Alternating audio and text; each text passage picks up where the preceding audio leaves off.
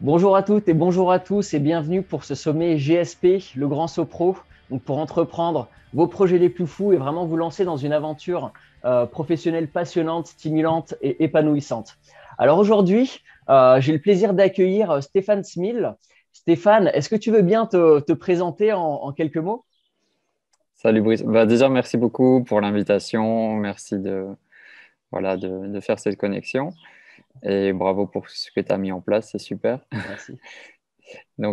Présentation, moi, je me définis souvent, même si, enfin, j'aime pas trop me définir, mais je dirais que je suis un explorateur de la vie ou explorateur spirituel. Mais ça a souvent une connotation bizarre chez les gens. Donc, tu vois, juste un Yes. explorateur de la vie où euh, j'explore ce qui me parle, ce qui me donne envie de faire des choses et voilà, j'adapte en conséquence. J'ai quitté la Belgique en 2014, justement pour suivre mon intuition, écouter mon cœur. On y reviendra dans cette interview. Et une fois arrivé au Maroc, ben, tout s'est vraiment déclenché. La deuxième vitesse est passée et j'ai pris la décision de vivre au Maroc et de commencer un projet là-bas.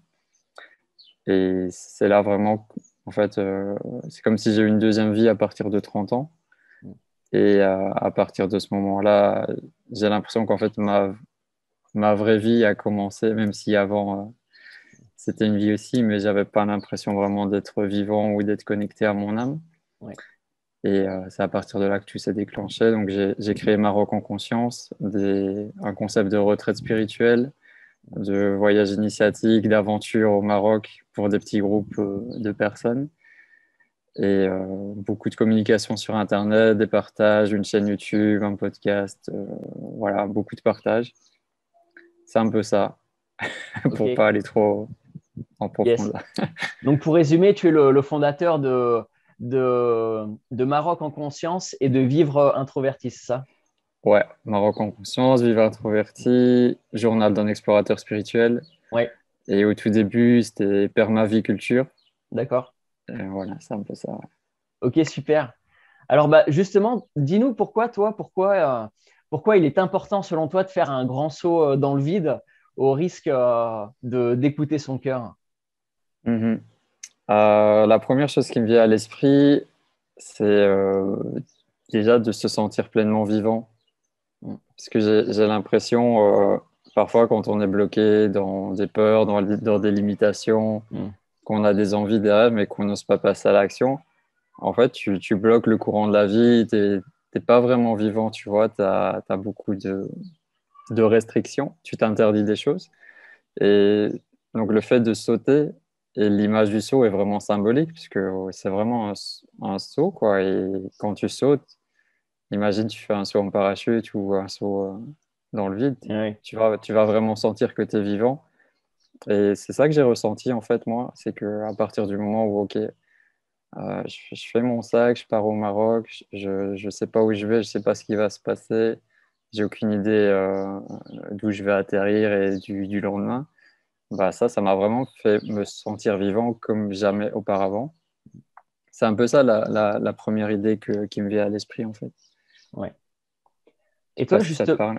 ouais, justement, toi, là, au moment où tu as eu envie de faire ce grand saut vers le Maroc et vers ce que tu as réalisé ensuite, quel a été l'appel un petit peu qui t'a fait faire ce grand saut dans ta vie professionnelle? Donc l'appel déjà, c'est que je me sentais pas forcément bien dans ma vie, dans la vie que j'avais. Mm, Et quelques mois auparavant, j'avais commencé une grosse remise en question globale. Donc c'est un peu ce qu'on appelle un éveil de conscience, tu vois, où mm, tu te rends compte dans le monde dans lequel tu vis euh, que tout est faux, entre guillemets, hein. Euh, la nourriture que tu manges, toutes les choses qu'on t'oblige à faire, la domestication de l'être humain, comme dit Don Miguel Ruiz. Un peu d'un coup, tu t'éveilles et tu te rends compte de tout ça. Et donc, j'ai changé mon alimentation, j'ai changé toutes mes habitudes, commencé à faire du sport et tout ça. Et ça a en fait déclenché cette envie d'autre chose. Je m'intéressais beaucoup à la permaculture Et il y a un ami qui m'a parlé du concept du woofing. Ça veut dire que tu vas dans une ferme, c'est présent partout dans le monde. Tu vas dans une ferme pour travailler, en échange, t'es logé, t'es nourri. Donc ça permet de voyager pas cher. Il n'y a pas d'excuses, tu vois. Et dès que j'ai découvert ça, dans mon cœur, ça a été une évidence que je vais le faire et je vais partir au Maroc. Maintenant, j'arrive pas vraiment à expliquer pourquoi, tu vois. C'est un ressenti intérieur que j'ai eu, que c'était là et pas autre part. Et j'ai commencé à faire des recherches et plus je cherchais, plus c'était une évidence. Et quand je suis arrivé sur place, ben ok, ouais, je comprends maintenant pourquoi mon cœur, mon intuition m'a guidé jusque-là. Je sais pas si je me suis écarté de la question. Non, très bien. Donc, c'est vraiment l'intuition qui t'a mené finalement de fil en aiguille à faire ce saut. Et Ouais, justement, l'intuition et la joie, ouais, ouais, que tu ressens. l'intuition et la joie. Ok. Mm. Et justement, tu parlais tout à l'heure au moment où tu as eu cet appel de pas être bien. Qu'est-ce que tu vivais justement à ce moment-là qui faisait que tu n'étais pas bien et que tu as ensuite décidé que tu as ensuite eu des intuitions qui t'ont amené à faire ce saut? Je pense que j'étais pas vraiment bien dans ma peau. Je n'étais pas une personne qui avait une confiance en elle ou qui avait des rêves, des objectifs. En fait, Mm. j'étais juste embarqué dans le train de la vie et je peux pas dire que j'étais malheureux parce que c'était pas le cas, tu vois. C'est juste que j'étais pas conscient en fait du potentiel que chaque humain a et je m'étais laissé emprisonner, si on peut dire, par le rythme de vie classique où tu travailles, t'as un appartement, une maison, une voiture, tu sors le week-end, tu bois, tu fumes, tu essayes de déconnecter de cette réalité que t'aimes pas. Et c'est un peu ça, tu vois, toutes des petites choses qui font que au final, tu vis ta vie sans te remettre en question, mais t'es pas forcément heureux. Ouais, Ou tu crois l'être, mais c'est pas vraiment. C'est juste des petites doses de bonheur, mais au final, je me sentais pas c'est vraiment ça. aligné. Enfin, j'étais pas aligné avec qui je suis Mm. aujourd'hui. Même si avec le recul, ben, tout a sa place et je devais passer par là aussi pour me réaliser. Ouais. Et justement, dans ta carrière, c'était quoi à ce moment-là ta réalité à toi, au niveau C'est-à-dire? professionnel, dans ce que Ah, tu ok. voulais, quand tu étais Ouais. à ce stade de conscience et que tu n'avais pas encore fait ce grand saut, que tu n'avais pas eu tes intuitions, quelle était ta Mhm. vision un peu de la carrière réelle? Bah, en fait, à ce moment-là, moi, je travaillais dans un centre d'appel. Donc, je bossais pour une boîte de télécom en Belgique. Donc, c'est pas le métier le plus facile, surtout pour quelqu'un qui est un peu introverti, hypersensible, tu vois. Mais au final, ça se passait quand même bien parce que j'étais à l'écoute des clients et j'étais là pour les aider. Donc, quand tu dégages cette énergie-là, en général, ça se passe bien avec les gens. Donc, j'étais dans cet univers-là et en fait, moi, mon rapport au travail est un peu complexe. C'est-à-dire, j'ai arrêté l'école à 18 ans. Je me reconnaissais pas du tout dans le modèle de l'école, tu vois. J'y allais, mais je savais que c'était pas vraiment ça qui était fait pour moi. Je me suis plus formé sur le côté par moi-même. Et le monde du travail, j'ai dû y rentrer de force parce que au bout d'un moment, mes parents, ils m'ont vraiment mis la pression, tu vois, genre, bon, mec, il faut t'assumer, il faut travailler, tu vois. Mm. La vie, elle fonctionne comme ça, mais moi, dans mon délire, j'étais plus en mode musique, tu vois, j'étais passionné par le hip-hop et tout ça, et Ouais, je travaillais beaucoup là-dessus sur Internet. On avait un magazine en ligne. Moi, j'étais à fond sur ma passion et tout le reste, ça me donnait pas envie, tu vois, de rentrer dans le monde réel, dans le monde du travail. Donc, j'ai dû y rentrer de force en faisant des intérims, des petits boulots. Et puis, je suis rentré dans ce milieu des centres d'appel, qui est un peu un milieu où c'est facile de rentrer. Tu peux même y rester bloqué pendant 20 ans, 30 ans, tu vois. Et donc, je suis rentré là-dedans et heureusement, j'ai eu la chance de me faire licencier au bout de 3 ans comme ça. Et c'était un des plus beaux cadeaux de ma vie. Et donc, c'est de là que tu as eu ces fameuses intuitions et que tu as décidé d'écouter ton cœur. Donc, Ouais, c'est ça que ça. Enfin, c'est à cette période-là que tout s'est déclenché. ouais. Donc, j'avais des contrats de 6 mois chaque fois renouvelés. Et le dernier contrat n'a pas été renouvelé, pas que pour moi, tu vois, on était pas Mm. mal. et vraiment grand soulagement. En plus, on a quand même beaucoup de chance. Il faut le rappeler pour ceux qui nous écoutent, qui sont européens, français, belges, suisses. On a quand même la chance d'avoir un super système où quand quand tu es licencié ou que tu perds ton travail, tu peux avoir le chômage.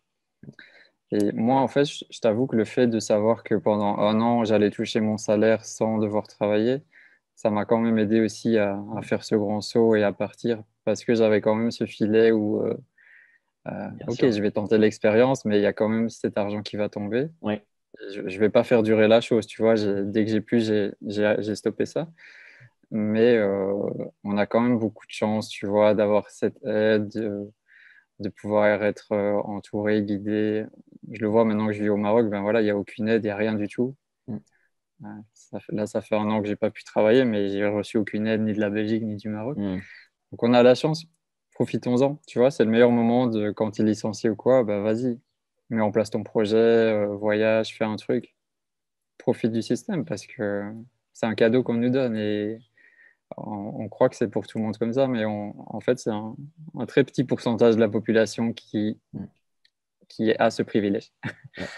Exactement. Et quand tu parles justement de ce privilège, ça me fait penser un petit peu aux obstacles qu'on peut avoir quand on a envie de se lancer. Mhm. Toi, quand tu as décidé justement de faire ce grand saut vers tes projets, pour écouter ton cœur, notamment vers le Maroc, quels ont été les gardiens, un petit peu les obstacles, les barrières qui t'empêchaient à ce moment-là de te lancer pleinement, qui te retenaient un petit peu? Ce qui peut retenir, c'est un petit peu l'incompréhension des proches. Mm. C'est une barrière qui n'en est pas vraiment une, c'est juste que quand tu fais un grand saut comme ça, peut-être que ton entourage, ta famille, tes amis vont pas comprendre parce qu'ils sont restés dans le système, enfin dans leur système, dans le monde dans lequel ils vivent. Et toi, tu es déjà passé à autre chose, tu veux faire ce grand saut, tu veux aller vers l'inconnu. Et ça peut être un blocage, mais qui n'en est pas vraiment un quand avances vraiment sur le chemin. C'est-à-dire que en fait, tu dois faire les choses pour toi et si tes proches ne te comprennent pas, si tes proches ne te soutiennent pas, je dis pas que ça a été mon cas, mais si ça se passe comme ça, ben voilà, avance, continue, fais les choses pour toi et le moment où tu auras réussi, tu auras des preuves sociales que ton projet fonctionne, ben c'est là que ta famille et ton entourage va te soutenir, mais ne compte pas sur leur soutien avant Ouais. ça.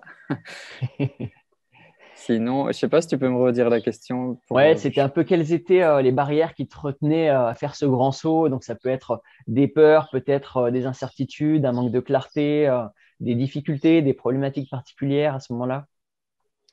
En fait,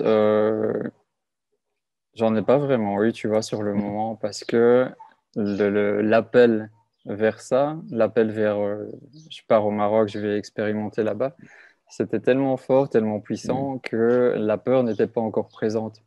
C'est venu plus tard, tu vois, quand j'ai monté mon projet et que j'avais des responsabilités. Mais sur le moment, il n'y a pas vraiment eu de barrière, si ce Mm. n'est de kiffer l'aventure au maximum et de voir ce qui allait se passer. D'accord. Donc, finalement, on pourrait dire que le fait d'avoir un but hyper fort, vraiment un désir fort, ça a été un peu un antidote à la peur de se lancer pour toi. Exactement. Ouais. Ça dépasse la peur. Et en fait, peut-être ce qui m'a aidé aussi, c'est de ne pas savoir où j'allais. Mm. J'avais aucune vision. Je partais, mais j'avais aucune vision. Je savais pas qu'est-ce, qu'est-ce que j'allais mettre en place, qu'est-ce que j'allais construire. C'était juste un appel du cœur. Mm. Genre, tu dois aller là-bas, il va se passer quelque chose pour toi là-bas. Ok, j'y vais, je vais voir qu'est-ce qu'il y a. Et quand j'arrive là-bas, ok, je comprends pourquoi. Yes. Et du coup, est-ce que tu as d'autres choses à nous partager qui t'ont permis justement d'oser ce grand saut? Ben, ouais, comme je te disais, moi, c'est l'envie de partager qui m'a beaucoup donné de l'énergie aussi. J'aime beaucoup, tu vois, faire des photos, faire des vidéos, partager mon aventure. Ça a fait partie aussi des choses qui m'ont permis d'aller en profondeur sur ce chemin-là. Donc le partage, quand tu sens aussi d'un seul coup, ok, tu prends cette décision, tu fais le choix d'écouter ton cœur, bah, en fait, la vie, elle va te soutenir et tu vas avoir plein de messages, plein d'histoires qui vont se passer où tu sens qu'en fait, tu es soutenu par l'univers, par Dieu, par comment tu veux l'appeler. Mais tu sens vraiment que, ok, là, il se passe un truc, tu vois. Mm. Je suis plus dans mon quotidien, il se passe un truc, je suis soutenu, je me sens guidé. Par exemple, si tu es en galère financière, il y a de l'argent qui va arriver d'un seul coup, tu sais pas comment.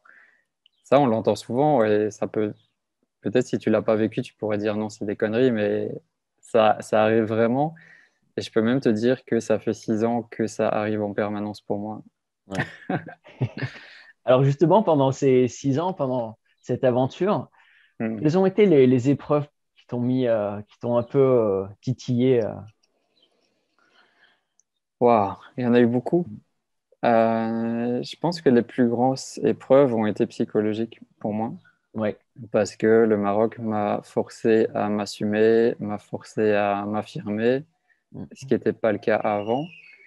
Et les épreuves que j'ai rencontrées, donc comme je te disais, plus des choses qui m'ont renforcé psychologiquement, au niveau des relations aussi sentimentales. Mm. Ça n'a pas été facile pour moi. Ouais. J'ai vécu une ou deux grosses expériences de dépendance affective Mm. qui m'ont permis de grandir, de voir les relations différemment. Ça a été une énorme souffrance et après un énorme cadeau de le dépasser, tu vois. Donc, j'ai pas vraiment eu. Enfin, si j'ai eu des épreuves physiques, de petits accidents, des trucs comme ça, mais je dirais que c'est plus au niveau de l'état d'esprit, du mental, que ces petites épreuves, tu vois, que tu rencontres, que ce soit à travers une relation, amoureuse ou pas, hein. J'ai eu des gros conflits aussi amicaux qui m'ont permis voilà, de me positionner, de faire des choix et d'avancer. Ouais. Ok. En quoi tout ça, pour toi, ça a pu impacter tes projets, notamment au Maroc et leur réalisation? Bah, ça m'a permis de devenir la personne que je suis maintenant. Mm. Et ça m'a permis d'apprendre à dire non, Mm. de faire des choix et d'assumer mes choix. Euh, Si tu vois, dans le cadre de mon travail actuel, je veux vraiment m'entourer des personnes bienveillantes, des personnes qui ont envie de partager, qui le font avec un cœur ouvert et qui ne le font pas par une intention juste financière ou de profiter. Et voilà, il y a des gens que je sens, il y a des gens que je sens pas, j'expérimente, je teste. Si ça marche pas avec la personne, voilà, je vais lui dire, on arrête là, on passe à autre chose. Peut-être qu'avant, j'aurais pas osé, tu vois, j'aurais un Ouais. peu subi la situation. Maintenant, non, je sais ce que je veux et justement, toutes ces petites choses m'ont appris à dire non. Et je pense que ça, c'est super important aussi Ouais. d'oser dire non et tu peux dire non et il faut dire non. Donc de Il faut dire savoir oui. poser tes Ouais. limites un petit peu et d'élever tes standards en termes de ce que tu acceptes ou de ce que tu acceptes plus, quoi. Exact, surtout que j'ai la responsabilité de voyageurs avec moi et je veux vraiment qu'ils vivent la meilleure expérience possible. Et pour ça, il faut vraiment être avec des personnes qui sont alignées avec toi, qui vibrent comme toi. Et c'est important. Alors justement, face à ces épreuves un petit peu, toi, quels ont Mhm. été tes alliés et tes ennemis face à celle-ci? Mes alliés, les livres, Mm. numéro un. Les livres m'ont beaucoup aidé pour comprendre, pour intégrer, pour pratiquer, pour ressentir que j'étais pas le seul à vivre ce genre de choses et qu'il y a beaucoup de personnes qui ont traversé les chemins de la vie, qui ont partagé. Ça m'a beaucoup aidé. Les vidéos, on ne pourrait pas imaginer, mais l'impact que YouTube peut avoir de positif dans la vie d'une personne. Je pense que c'est déjà YouTube qui m'a permis d'accélérer mon éveil de conscience, Mm. mais ça m'a aussi aidé à traverser les phases difficiles de ma vie. Voilà, tu es en train de vivre une crise de dépendance affective, ben, tu vas avoir toutes les vidéos qui existent sur le sujet, et tu vas avoir d'autres sons de cloche, tu vas avoir des personnes qui sont passées par là qui vont t'aider. Et les amis proches aussi, ou qui peuvent t'aider, qui peuvent te dire un petit mot ou une discussion ou juste écouter. C'est un peu ça que je vois en premier. Ouais. Vraiment l'entourage et le soutien que tu as eu autour de toi, quoi. En fait, j'ai un entourage proche très très limité, mais c'est des personnes vraiment où on a un lien super proche et je sais que tu vois, je vais pas les appeler tous les jours, mais s'il y a quelque chose, je peux compter sur eux. Ouais, super. Ça aide beaucoup. Ouais. C'est que là, et l'entourage, c'est vraiment important quand on se lance comme ça, quand on fait un grand saut, quand on se lance dans des nouvelles aventures, parce que c'est vraiment là qu'ils vont aussi venir nous impacter, soit un petit peu de manière désagréable sur notre état d'esprit et sur comment on veut avancer, ou soit de manière agréable et nous mettre dans un bon conditionnement aussi mental, quoi. Et toi, justement, Mhm. dans cette aventure, dans ce grand saut que tu as fait vers le Maroc et les projets que tu accomplis aujourd'hui, quel a été le plus gros challenge pour réussir ce grand saut selon toi? Waouh, le plus grand challenge. Je pense que le plus grand challenge, c'est de pouvoir être moi-même Mm. et de ne pas avoir peur de qui je suis, de montrer qui je suis, euh, d'essayer de faire tomber les masques le plus possible. C'est peut-être ça le plus gros challenge. J'ai eu quelques révélations quand j'étais dans le désert avec des groupes de voyageurs où, tu vois, je me sentais vraiment, OK, je suis moi et les gens qui sont en face de moi m'apprécient pour moi, avec mes qualités, avec mes défauts. Et j'ai pas besoin de jouer un rôle, j'ai pas besoin de, tu vois, j'ai pas besoin de faire que des choses pour leur faire plaisir. Je peux être moi-même. Et ça a été vraiment une vraie libération. Et je pense il y a encore des trucs à creuser là-dessus, mais c'est un Yes. peu ça, ouais. Pour expliquer un petit peu aux personnes qui nous regardent, pour toi, c'est quoi être soi-même et être qui l'on est vraiment?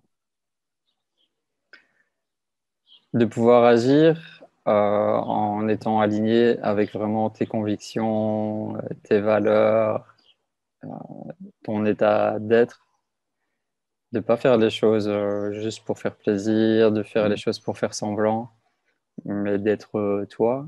Et si une situation se présente qui n'est pas alignée avec toi-même, ben, de refuser, de ne pas l'accepter ou de dire que non, ça ne me correspond pas parce que je suis comme ça, je crois ça, j'ai pas envie de cette situation. Et voilà, si je peux te donner un exemple, par exemple, ce sera pas forcément le meilleur, mais c'est ça qui me vient, tu vois. Quand j'ai rencontré mon ex-compagnon, il voulait me faire plaisir, tu vois, il m'emmenait dans un... Il me disait que c'était un café littéraire. Mm. Donc, moi, génial, j'adore les livres, donc super, on va aller manger là-bas, on va aller faire un tour. Et quand j'arrive là-bas, je vois qu'en fait, c'est un bar avec la musique à fond, les gens qui fument et tout ça. Et moi, je monte l'escalier, j'arrive là-bas, je vois ça. Pour moi, je fais comme un blocage et je lui dis, écoute, ça, c'est pas du tout le genre de lieu qui me correspond et on va pas pouvoir discuter, on va pas pouvoir échanger correctement. Limite, on s'assied sur un trottoir dans la rue, on discute, pour moi, ce sera mieux, tu vois. Et en fait, c'est ça être soi-même, c'est que, bon, tu peux aussi faire des choses pour faire plaisir aux autres, mais c'est d'assumer quand la situation ne te correspond pas, de pouvoir dire, écoute, pour moi, ça marche pas ce genre de truc. On essaye autre chose si tu es partant. C'est un peu ça l'exemple. Je sais pas si ça. Ouais, non, très bien. Et pour toi, du coup, comment on fait pour justement être pleinement soi dans ses projets professionnels aussi? Ça s'apprend, ça se travaille. C'est une pratique de chaque jour. C'est la vie qui te forme à ça aussi. Plus tu avances, plus les expériences qui viennent vers toi vont t'aider à ça. Ok, super.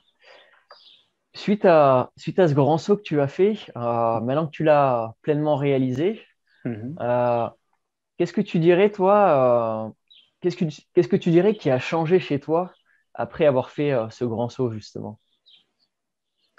Alors, en un seul mot, tout, tout a changé. Tout. Euh, la façon de penser, la façon de voir les choses, la façon de vivre la vie, la façon de manger, la façon dont tu vois ton corps, la façon dont tu bouges ton corps, dont tu ressens ton corps, ta vision de la vie, tes rêves. En fait, c'est tout qui change. Ouais, Pour moi, hein. C'est tout qui a changé. Et c'est comme si j'ai ouvert une porte, ouais, j'ai sauté et le monde dans lequel j'ai sauté n'est pas le même monde dans lequel j'ai commencé ma vie. ok. C'est un autre monde où tout est différent parce Et que justement, j'ai fait le et, saut. d'accord. Et justement, qui tu es devenu dans ce nouveau monde? Bah, je suis un mec qui est en train de réaliser sa mission de vie Hmm. et juste le fait, je sais pas si ça peut paraître prétentieux, mais juste le fait d'en être conscient, Hmm. que ok, ça c'est ma croyance, tu vois. Oui, oui. Dieu, il m'a mis sur terre pour faire cette expérience. J'ai cette croyance-là et je suis en train de la vivre. Mais rien que le fait de savoir ça, pour moi, c'est un grand soulagement et quand j'ai encore des peurs et des incertitudes, je peux me rappeler ça et ça va m'aider que voilà, je suis sur mon chemin de vie, je suis à l'endroit où je dois être précisément en ce moment. Parce que des fois, tu peux parler à des gens qui sont un peu à côté de leur vie. Bah là, en fait, je suis dans ma vie. Je sais que la place où je suis en ce moment, c'est ça, quoi. C'est la bonne place pour moi en ce moment précis. Ok, super. Et enfin, moi, je sais que c'est vraiment fort de découvrir un petit peu sa mission de vie. Toi, quelle est ta mission de vie, justement, et qu'est-ce que tu as ressenti en la découvrant et en la vivant pleinement? Ouais, je pense que la première mission de vie, c'est déjà d'être vivant sur Terre. Mm. Et il y a beaucoup de pression avec la mission de vie où les gens s'attendent à un truc. Déjà, le mot mission, il paraît un truc de fou. J'aime bien relativiser. Et bon, ta première mission, c'est d'être sur Terre. On t'a donné ce cadeau d'être en vie, d'être vivant. Donc, fais l'expérience de la vie. C'est déjà ça ta première mission, tu vois. Après, reformule-moi la question, s'il te plaît. Toi, quelle est un petit peu, justement, cette mission de vie, cette raison d'être vers laquelle tu te diriges ou que tu es en train Mhm. d'accomplir? Ouais. Alors, ces derniers temps, c'était vraiment ma mission, c'était d'accompagner les personnes justement qui sont un petit peu en remise en question, de les sortir de leur quotidien pour leur faire vivre l'expérience d'une retraite spirituelle au Maroc. C'est ça mon activité principale. Donc, on pourrait dire que c'était ça ma mission. Maintenant, je la vois plus largement en fait que ma mission de vie. Donc, comme je te disais, c'est de vivre, d'expérimenter. Et je rajouterais que c'est de partager ce que je vis à travers des vidéos et des écrits. Ça, c'est un truc qui est en moi et c'est une force qui me pousse à partager et je ressens de la joie de le faire et c'est un processus que j'adore. Maintenant, ce que j'ai aussi, parce que ça change en permanence, tu vois. Maintenant, ma mission de vie, comme je la ressens, j'ai vraiment ce grand rêve de créer un refuge pour chiens au Maroc de leur faire un paradis sur Terre.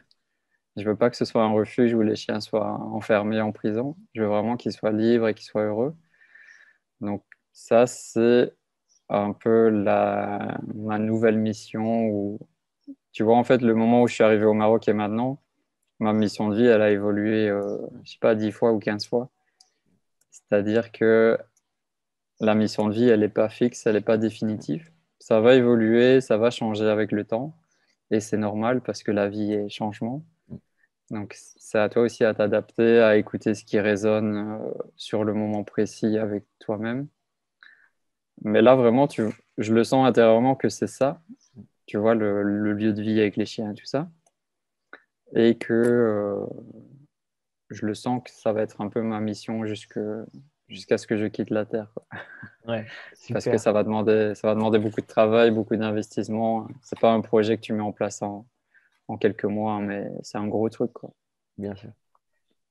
Et du coup, par rapport à tout ce que tu as fait en faisant ce grand saut, tout ce que tu as vécu, tout ce que tu as obtenu, tout ce que tu as ressenti, qu'est-ce que ça va te permettre de faire maintenant pour l'avenir? Ça me permet Mm, d'intégrer que je peux tout faire, mm, que j'ai pas de limites, que les seules limites sont dans mon esprit et dans mes peurs inconscientes, mais qu'en fait, tout est possible à partir du moment où tu mets ton énergie à 100% dans un projet, que tu veux vraiment le réaliser, que tu es aussi à l'écoute de ce qui se passe autour de toi en gardant une lucidité, tu vois. Tout est possible. Donc, c'est vraiment ce que tu retiens, tout est possible et cette confiance de réaliser vraiment ce que tu souhaites pour l'avenir, quoi. Tout est possible si tu y crois. Mm. On a la chance d'être à l'ère d'Internet où, tu vois, par exemple, moi, j'ai pas vraiment de moyens financiers. Ça fait un an que mon compte, il est entre 0 et 200 euros. Et tu vois, j'ai pas vraiment cette sécurité financière. Ça, on pourra peut-être l'aborder si tu veux. Et on a la chance d'être à une époque où tu peux être aidé par du financement participatif, par des personnes qui ont de l'argent, qui voudront t'aider à investir dans ton projet. Donc, à partir du moment où tu es conscient de ça, il y a pas vraiment de limitation et tout ce que tu pourras mettre en place, ça va t'aider. Même si tu as un échec, ce sera aussi un cadeau parce que ça t'aura appris des choses et tu pourras refaire autre chose d'une manière différente. Ouais, ok. Bah, Mm. super. Bah, merci en tout cas pour ce retour d'expérience et j'aimerais justement en Mhm. profiter pour, bah, voilà, pour te demander par rapport bah, justement aux personnes qui pourraient nous regarder et qui hésitent aujourd'hui à faire leur grand saut pro vers l'aventure professionnelle qui les stimule vraiment et qui rêvent d'accomplir. Bah, toi, qu'est-ce que tu aimerais leur dire à ces personnes? Le message global, c'est ça que tu veux? Ouais, alors pas le message final je vais te demander à la fin, mais vraiment Mhm. si tu avais quelque chose à leur dire ou trois clés voilà, que tu aimerais leur donner pour réussir à faire leur grand saut. Ok. Bah déjà de sauter. Mm. Vas-y, parce que déjà, si tu regardes cette vidéo, que ça te parle, cette histoire de grand saut, c'est que je pense que tu es proche justement de cette falaise où il reste quelques centimètres avant de sauter. Donc, bah, saute, vas-y, fonce et n'attends pas que quelqu'un te pousse. Vas-y par toi-même. Tu voulais que je te cite les trois clés, c'est ça, hein? Oui, c'est ça. Si tu as trois clés, toi, personnelles, Mhm. qui t'ont vraiment permis de le faire et que tu aimerais donner aux personnes qui nous suivent. Ouais, j'ai préparé ça juste avant. Donc, la première clé qui m'est venue en y réfléchissant, c'est que c'est normal d'avoir peur. Mm. Tu vois, c'est déjà ça une clé, c'est de se dire que la peur, elle a son rôle aussi au niveau des émotions. Et c'est normal d'avoir peur, évidemment. Tu vas faire un saut dans le vide. Comment tu pourrais ne pas avoir peur? C'est obligé. Et justement, cette peur, elle va te permettre, comme on disait au début, de te sentir pleinement vivant. Euh, Ce que je vois par rapport à ça, c'est que la peur ne doit pas t'empêcher de ne pas passer à l'action. Parce que sinon, c'est trop facile. Chaque fois, si tu veux rester dans tes habitudes, dans ton quotidien, dans ce travail qui ne te plaît pas ou dans cette situation qui ne te plaît pas, ça doit pas t'empêcher de ne pas passer à l'action. Justement, ça doit t'aider à, OK, j'ai cette peur, je la sens bien, qu'est-ce qui va se passer si je la dépasse? Qu'est-ce qui m'attend de l'autre côté? Même si j'ai aucune idée, je sais que, enfin, c'est bien de pouvoir imaginer qu'il y aura un cadeau derrière cette peur qui sera au-delà de toutes tes espérances. Et j'aime beaucoup la notion de courage aussi. Tu vois, le courage, c'est le fait d'y aller même quand de la peur est présente. Ouais. Et je préfère parler aussi de courage que de confiance, euh, même si souvent le mot courage est mal compris, mais c'est vraiment ça. Donc, la peur est là, mais tu la dépasses et c'est normal d'avoir peur. T'inquiète pas, au bout d'un moment, ça va partir et ça reviendra, hein. Ça vient, ça part. Donc ça, c'est la première clé un petit peu, Là, d'oser malgré la peur, que la peur est normale finalement. ouais.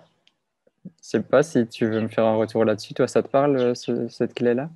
Ouais, ça me parle beaucoup parce que bah, moi, je l'ai vécu dans plein de projets dans lesquels je me suis lancé, que ce soit quand je me suis lancé euh, dans l'armée, dans des stages commando, ou même en tant qu'artiste aussi, quand je me suis lancé un peu en tant que DJ et que je connaissais pas du tout le milieu et que je suis passé un petit peu de ma chambre à devoir commencer à me rapprocher de certains collectifs et puis la première entrée sur scène. Donc, c'est plein de peurs qui viennent et puis qui finalement, bah, avec les actions qu'on met en place petit à petit en développant notre courage aussi, bah, s'estompent. Et, Mhm. euh, et je trouve que bah, voilà, en se rendant compte que nos peurs, finalement, elles étaient pas si. C'est un peu comme quand on veut se lancer dans le grand 8, qu'on fait la queue dans le grand 8 et on a hyper peur de se lancer. Et finalement, quand on a fait le manège, et ben, on a envie de recommencer, d'y retourner, quoi. Donc, je dirais vraiment que voilà, la peur est normale. C'est un petit peu voilà, un instinct de survie, un mécanisme naturel qu'on a dans notre cerveau et Exact. qui est là pour nous protéger un petit peu. Et finalement, quand on va au-delà de notre peur et qu'on ose et qu'on réalise ce qu'on veut réaliser, bah, finalement, notre peur s'estompe et diminue avec le temps et on renforce notre courage. Plus on met des actions, plus on va au-delà de ces peurs qui nous empêchent de nous lancer. Ouais. Et à la fin du grand 8, tu es super heureux et tu as juste envie de recommencer, quoi. C'est ça exactement. Ouais. Et là, la peur, elle sera moins présente parce que tu Ouais. l'auras expérimenté. Et je sais pas si tu as déjà sauté en parachute. Moi, jamais encore. Ok. J'ai fait des sauts non consentis, non voulus en escalade, mais ils n'étaient pas choisis. Bah, ça, je l'avais ressenti, tu vois, je l'avais fait avec ma sœur et la peur est hyper présente. Ouais, Bon, il se passe le truc, tu sautes, c'est magnifique, c'est une super sensation. Et dès que tu arrives en bas, bah, tu as juste envie de recommencer, quoi. ouais, Et, euh, et là, la peur sera moins présente. Et je voulais juste rebondir sur un truc que tu as dit. En fait, quand la passion, elle peut t'aider à dépasser la peur. mm, Donc, le fait d'être passionné, d'avoir ce quelque chose qui te pousse à te réveiller chaque ouais. matin, c'est ça qui est vraiment une grosse clé aussi. Et sans cette passion, ça peut être un peu plus compliqué de bouger, de sauter. Vraiment ce pourquoi tu as Hmm, envie de faire la chose et ce désir fort, quoi. ouais. Et dernier truc que tu as dit aussi, le stress, ouais. Il y a le bon stress et le mauvais stress. Le bon stress, c'est celui qui est passager, c'est-à-dire que tu vas ressentir le stress pendant une courte période. Ouais, Et il est bénéfique, il te fait sentir vivant, il te fait sentir, OK, il se passe un truc, je dois être vraiment pleinement présent.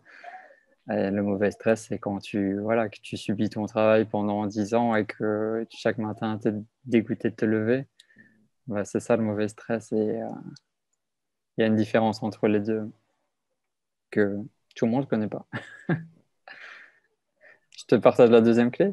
allez, Alors, après, c'est normal d'avoir peur. La deuxième clé, j'ai noté l'idée, en fait, d'imaginer le pire du pire. C'est-à-dire, tu as envie de sauter, tu as envie de passer ce cap, de faire ce nouveau travail, ce voyage, peu importe. Tu as peur. Imagine dans ta tête la situation la pire qui pourrait arriver. Qu'est-ce qui serait vraiment le pire? Est-ce que tu vas te retrouver à la rue? Est-ce que tu vas perdre tout ton argent? Est-ce que tu vas dormir sous les ponts? Est-ce que ta famille va te rejeter? Tu vois, imagine les pires situations. Et dans cette pire situation, essaye de voir est-ce que tu pourrais te relever de ça. Et moi, ça m'a beaucoup aidé, tu vois, avec ma reconvention toute l'année 2020 et même cette année, où j'ai pas de rentrée d'argent, je peux pas travailler, il se passe rien. Ben voilà, dans ma tête, je me dis, c'est quoi le pire du pire? Le pire du pire, je rentre en Belgique, j'ai mes parents qui peuvent m'aider ou un ami qui peut me loger, je peux retravailler dans un truc d'intérim, je peux me relever, galérer quelques mois et puis voilà, je repars, je fais un nouveau projet. Donc ça peut être une clé, en tout cas je trouve, d'imaginer la pire situation et de réaliser qu'au fond de toi, tu pourras te relever de ça parce que tout ce que tu as appris, tout ce que tu as acquis jusque-là, c'est à l'intérieur de toi et ça dépasse les biens matériels, ça dépasse l'argent et ça vaut beaucoup plus que ça et ça te permet de rebondir si tu... Mais en général, le pire du pire, il n'arrive pas, hein. C'est juste dans la tête. Qu'est-ce que tu en penses? Ouais, bah c'est justement une question que je pose souvent aux personnes que j'accompagne et je trouve que c'est un peu une question qui permet de faire descendre un petit peu la peur et qui est un petit peu aussi un antidote à la peur et qui permet de se dire, bah, au pire, voilà, il va se passer ça et de se dire, bah, est-ce que je l'accepte ou non et si je me lance, eh ben, j'accepte aussi qu'il arrive ça et voilà, bah, je crains rien d'autre que ça finalement, quoi. C'est un Mm. risque à prendre C'est ça. et ce qu'il y a derrière dépasse tellement le risque. Mm. Et ensuite, c'est là où on fait bah voilà, qu'est-ce que je préfère entre le bénéfice-risque et de faire un peu de voir la balance et de voir, bah, ok, bah, finalement, là, mon désir, il est plus fort que ça. Et puis, bah, je prends la décision là, de me lancer pleinement et de faire ce grand saut, quoi. Ouais, c'est totalement ça. Ouais. Et la troisième clé, La troisième, bon, ça va paraître un peu bizarre, c'est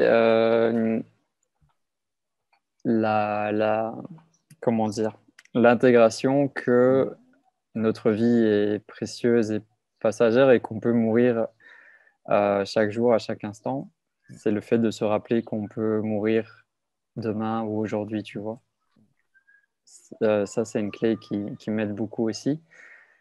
Dans le sens, voilà, tout peut s'arrêter, tout ce que tu as créé, tout ce qui se passe dans ta vie, ben, tout peut vraiment s'arrêter du jour au lendemain. Et le fait d'en être conscient, ça te permet vraiment de, justement, d'essayer, je dis bien essayer, de vivre pleinement chaque journée comme si c'était la dernière, ou en tout cas d'être conscient que notre passage sur Terre, il est vraiment limité et qu'en un claquement de doigts, tout sera déjà terminé et qu'on ne sait pas ce qui nous attend derrière. Donc, le fait que la vie est tellement précieuse et passagère, ça devrait en fait nous inciter à réaliser nos rêves pour ne pas justement avoir de regrets le jour où on va quitter ce corps, cette terre, qu'on ait pu réaliser ça, ne pas avoir de regrets. Je sais que la plupart des personnes en fin de vie, ce qui les travaille justement, c'est de pas avoir réalisé leur rêve, de ne pas avoir fait telle chose, telle chose. Le fait d'intégrer que ta vie peut s'arrêter demain, ça peut t'aider justement à y aller. Vas-y, profite de chaque jour comme un cadeau. Rappelle-toi de la mort le plus souvent possible. Pour moi, la mort n'est pas négative, elle fait partie de la vie. Et au mieux, tu es préparé à ça que tes proches vont mourir. Ton père, ta mère, ta soeur, ta famille, tous tes amis peuvent mourir. Toi-même, tu peux mourir. Vas-y, vis la vie à fond, quoi. c'est super fort là ce que tu nous partages et merci pour cette clé parce que c'est vraiment une question et une vision qui vient questionner tout de suite ce qui a du sens pour nous et nous recentrer sur ce que l'on veut vraiment faire dans la vie et ce que l'on veut faire vraiment avant de mourir finalement et ce qui est vraiment essentiel pour nous et qui fait un peu tomber les masques finalement que l'on porte aujourd'hui dans notre société et qui nous ressentent sur qui l'on est vraiment et ce que l'on veut accomplir. Ça permet d'aller à l'essentiel. Ouais. Voilà, imaginons, tu as, je sais pas, 40, 50, 60, 80 années à vivre sur Terre. Qu'est-ce que tu veux vraiment laisser à cette Terre? En quoi tu veux contribuer? Comment tu veux rendre le monde meilleur? Quel est ton petit pas de colibri que tu veux faire, toi? Tu vois? Comment tu peux impacter le monde? Je pense que c'est pour ça qu'on est ici. C'est pas pour subir la vie, pour mettre au boulot de dos. Attendre la retraite. Tu vois, pour moi, c'est pas ça la vie. Ouais. Je partage ça aussi. Et pour moi, je pense que moi, j'ai toujours aimé me lancer dans des projets qui me stimulent et qui me nourrissent. Et je pense que c'est ça qui me donne cette capacité aussi à réaliser mes projets, c'est de me dire, voilà, qu'est-ce que j'ai vraiment envie de réaliser et qui me fait vraiment plaisir, vraiment ce qui a vraiment du sens pour moi et que j'ai vraiment envie d'accomplir si je devais mourir demain. Et finalement, c'est un peu ma source de motivation aussi et ce qui me pousse parfois à me lancer vers des projets qui peuvent être challengeants, mais qui peuvent être voilà, un peu difficiles à mettre en place et qui peuvent faire peur. Mais c'est aussi ce qui me donne cette énergie et ce qui crée un fort désir chez moi de me lancer vers ces projets. Mais ça se ressent dans ton Ouais. énergie et ce que tu dégages. Et c'est quoi qui t'anime là aujourd'hui en ce moment? Là, Est-ce- aujourd'hui, ce qui m'anime, c'est vraiment de m'être centré sur finalement ce message un peu que je te disais là et qui est d'oser se lancer finalement vers les projets qui nous stimulent. Et aujourd'hui, j'ai vraiment envie de transmettre ce message et de permettre aux gens de le faire eux aussi et ceux qui n'osent pas, d'en prendre conscience et d'oser faire leur grand saut.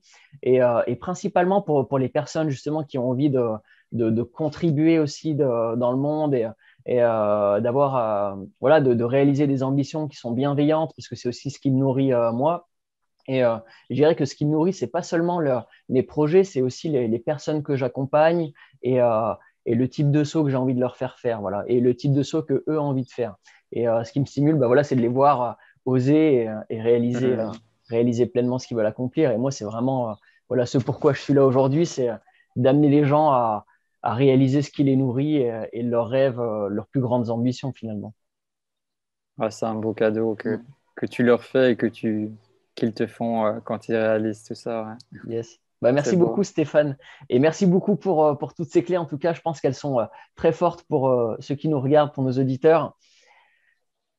Toi, maintenant, pour partager un peu ce que tu fais, où est-ce qu'on peut te trouver et qu'est-ce que tu proposes exactement? Ouais.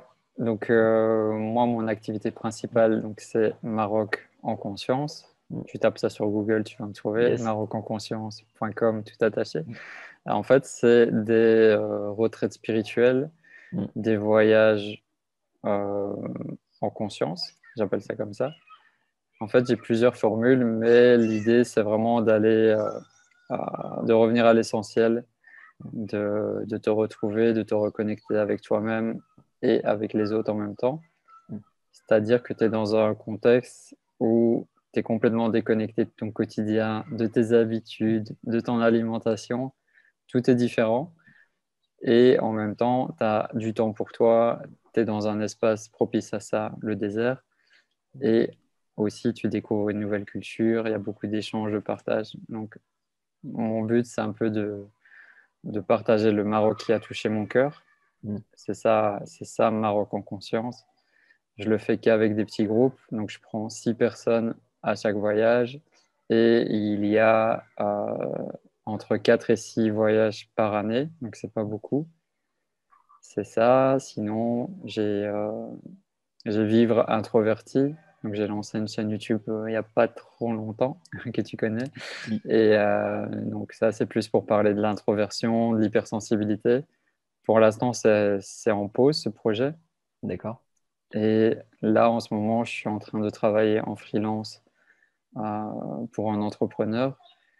Et ça me donne beaucoup de joie et surtout, ça me donne un peu de sécurité financière Mm. que je n'ai plus malheureusement avec Maroc en conscience vu que ça fait plus d'un an que je ne peux pas travailler. Avec les Donc, événements, avec le voilà, Covid. on croise les doigts là pour que les voyages reprennent au moins pour la fin 2021. Sinon, voilà, c'est un peu ça. Yes. Et tu parlais aussi de cette envie de faire un refuge pour chiens. Est-ce qu'il y a Mhm. quelque chose qui est déjà mis en place? Est-ce qu'il y a une cagnotte qui est mise en place peut-être pour t'aider dans ce projet? Pour l'instant, rien du tout. Mm. Le mieux, c'est en fait voilà, de me suivre, par exemple, sur Facebook, D'accord. avec mon prénom et mon nom. Et en temps voulu, je parlerai de ça.